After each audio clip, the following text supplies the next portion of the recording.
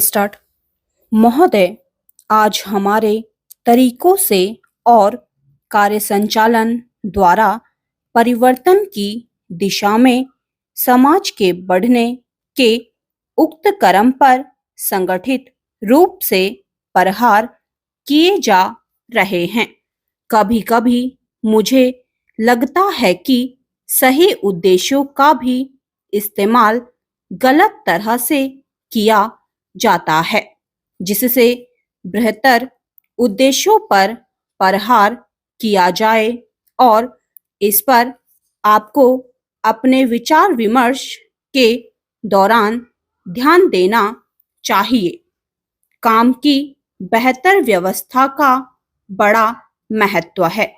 इसके लिए अधिक उपयुक्त वेतन आवश्यक होता है। साथ ही काम का स्थान, कमरे आदि भी साफ सुथरे होने चाहिए। लेकिन जो लोग साथ साथ काम करते हैं, श्रमिक, प्रबंधक तथा किसी परियोजना में या कारखाने में काम करने वाले अन्य लोग, उनमें अच्छे संबंध होना आवश्यक है तथा यह शायद अन्य सभी बातों से ज़्यादा महत्वपूर्ण है। मुझे आशा है कि यह बैठक, ऐसी विचार गोष्ठियाँ और सम्मेलन इस प्रकार से काम के लिए बेहतर वातावरण को संभव बनाएंगी।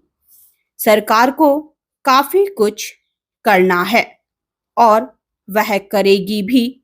हालांकि आज हमारे यहाँ की स्थिति में ऐसा करना हमेशा ही सरल नहीं होता। यह कहना सरल है कि हम ऐसा करेंगे। नीति संबंधी निर्णय भी सरलता से लिया जा सकता है, लेकिन किसी निर्णय को समुचित ढंग से लागू कर पाना बहुत कठिन होता है।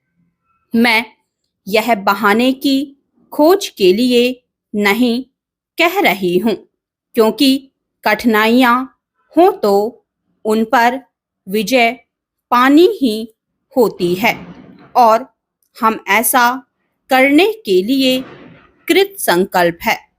लेकिन आपको पता होना चाहिए कि अमुक कठिनाइयाँ हैं और उन पर विजय पाने के लिए केवल इच्छा करने या वक्तव्य देने से काम नहीं चलता। इसके लिए स्थिति को समझना और दृढ़ निश्चय के साथ आगे बढ़ना होता है, चाहे रुकावटें कितनी ही बड़ी क्यों ना हो, कठिनाइयाँ कैसी भी क्यों ना हो। सरकार का यही संकल्प है। सार्वजनिक क्षेत्र को बहुत महत्वपूर्ण योगदान करना है। उसे यह काम अपनी उपलब्धियों द्वारा ही नहीं, बल्कि श्रमिकों की भागीदारी की भावना को अनुभव करते हुए करना है। मैं जानती हूँ कि आज यह भावना सभी श्रमिकों में नहीं है।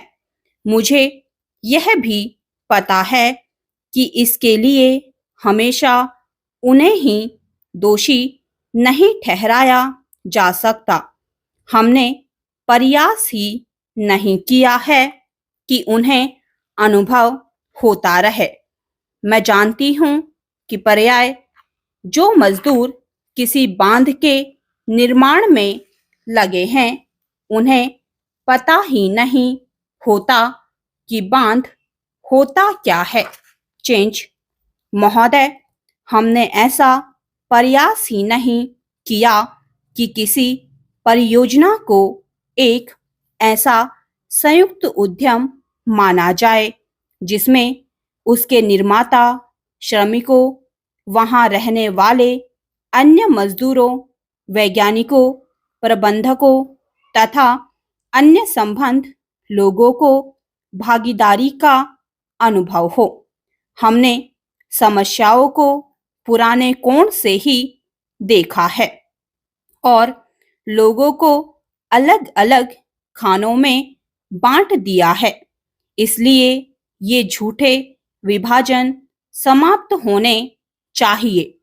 हमारे समाज में ऐसे अनेक विभाजन हैं, शायद वे सभी समाजों में होते हैं, लेकिन हमारे यहाँ वे सामान्य से कुछ ज्यादा ही हैं। ये धर्म के आधार पर, जातियों के आधार पर, भाषा और क्षेत्र के आधार पर पाए जाते हैं। एक व्यक्ति और एक वर्ग को दूसरों से अलग करने वाली अनेक तरह की दीवारें हैं और इन सब विभाजनों से हमारा राष्ट्र कमजोर हुआ है। स्वतंत्रता आंदोलन के दौरान इन विभाजनों का इस्तेमाल हमारी एकता को तोड़ने के लिए किया जाता था। आज भी इन्हें उन लोगों को कमजोर बनाने के लिए काम में लाया जाता है जो एक होकर खड़े होना चाहते हैं, जो भिन्न भिन्न जातियों और धर्मों के होते हुए भी एक ही उद्देश्य से प्रेरित हैं। हमें यह सावधानी रखनी होगी कि ऐसे लोगों के समूह को कोई भी कमजोर ना कर सके। हमें ऐसे वर्गों का और विस्तार करने की कोशिश करनी चाहिए, जिससे उनके अंतर्गत हमारे और भी अधिक ऐसे लोग आते जाएं जो एक विशेष उद्देश्य को पूरा करने के लिए कृत संकल्प हों, क्योंकि यही देश के हित में है। इसी से देश मजबूत बनेगा, देशवासी मजबूत बनेंगे, जिनके अंतर्गत कोई एक वर्ग ही नहीं है, बल्कि सभी वर्गों के लोग हैं। इसलिए संपूर्ण शिक्षा का अभिप्राय है कि हम केवल अपने अधिकारों के लिए संघर्ष ना करें, बल्कि यह भी देखें कि हमारे प्रयासों का अल्पसंख्यक समूहों पर क्या असर पड़ेगा। औद्योगिक क्षेत्र सुगठित है, उसकी आवाज शक्तिशाली है, उसमें एकता है और इसलिए इसका प्रभाव पड़ता है।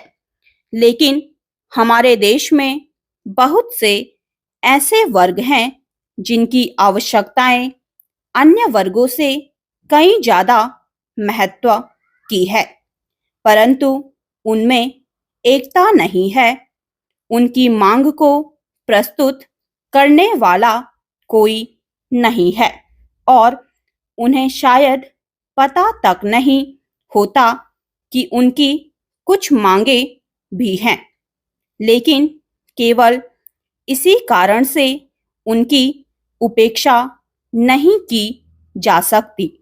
हम यह नहीं कह सकते कि उनकी कोई मांगे नहीं हैं। स्टॉप।